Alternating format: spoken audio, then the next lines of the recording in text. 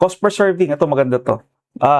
Tinatanong sa atin madalas, maganda ba yung brand na to compare kay Santay Barley? Mas makamura ba ako ng brand na to compare sa Santay Barley? So ginagawa ng maraming distributor na ikipagkumparahan sila. Mas maganda yung ganito, mas maganda yung ganyan. So minsan naupunta tayo sa unethical na na pagpapaliwanag sa mga tao, and imbis na ma-promote mo na maayos yung product, sumasama yung image ng tao.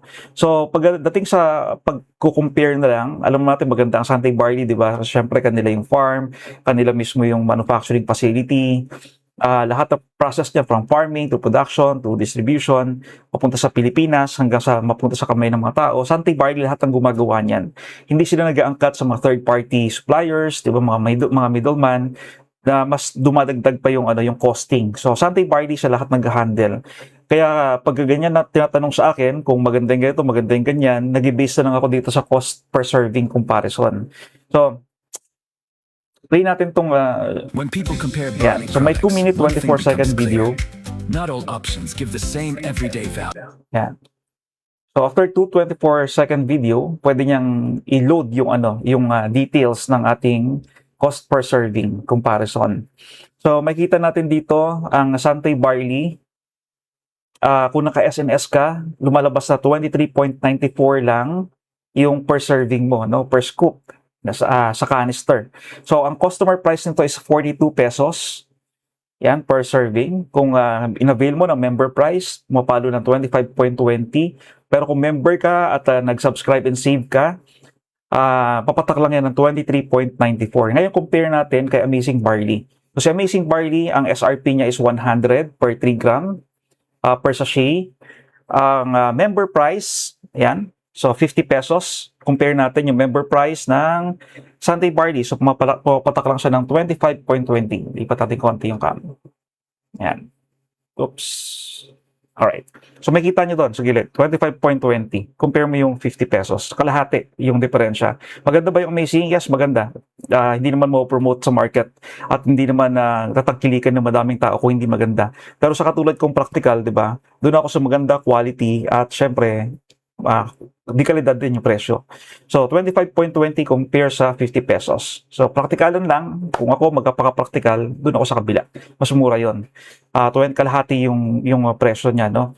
Ang capsule naman, kung mag-base tayo sa 3 gram per capsule, 500 mg per capsule, so total ng 6 capsules sa isang intake, para makakuha mo yung 3 gram, pumapatak siya ng 175 pesos ang SRP or 100 kung member ka. Samantala, ang Santay Barley capsule naman, okay, so 105 kung non-member, sa kabila, no? 105 ang non-member, SRP, 63 pesos ang 3 gram, 6 na capsule, or 59.85. So sabi ng iba, capsule na lang titake ko, sir, kasi lagi ako bumabiyahe-biyahe. So kung lagi ka bumabiyahe, may option din naman, capsule or sachet. So sa sachet niya, dito naman yung pricing ng 10s, 30s, and syempre kung ako, mag-take na lang ako bago umalis, diba? So dito ako sa canister, 23.94. Yan, Salveo Barley. Yan, maganda rin yung Salveo, syempre. 49 compare sa 42. Ito sa kabila, no? Yan, 42.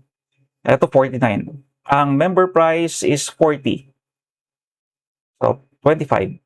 Okay? Ang trial pack, pupatak ng 36.56. Ang jar, katumbas ng canister to, mas madami sa kanila, nasa, hindi ako nagkakamali, parang 240 grams yata.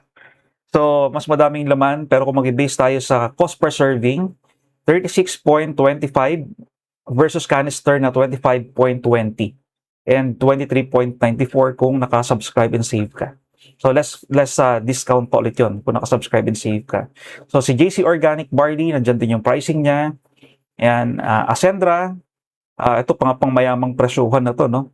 So, 98.57, then 51.43. Halos katumpa siya ng Amazing. So, Signer Greens, 80, member price is 56 pesos. Okay. So, halos pare-pareho sila ng range ng price. Revitalife, nasa 59.91 per 3 gram. Tapos meron tayong mga product na hindi naman natin pwede i-compare kay Sante, syempre, para maging balanse tayo. Nandiyan yung Fitgum Barley, Herbal Nation, and yung Green Barley. So, itong mga to kulang sa details kasi itong mga product na to, organic ba siya? Certified organic ba? Yung laman nito, ano ba yung content niyan? From certified organic farm ba nang galing? Bukod sa barley, may mga halo ba ito ng other ingredients, no? So, hindi malinaw. Itong green barley naman, hindi ko siya nilagay sa comparison kasi ang timpla naman sa green barley, ang isang bote, pag nilagyan mo na ng water yan, di ba ang enzyme, 30 minutes lang naman yan, mabubuhay pag may tubig. So, pag nilagyan mo ng water, kailangan mainom mo na siya. So, per intake, nasa 200 something plus, 270, 240 yata to sa sa retail. Kaya hindi natin pwede i-compare yan kay Sante Barley. Okay? So, a stronger decision is not just price, it is source confidence. Yan. So may mga paliwanag yan dito. Okay?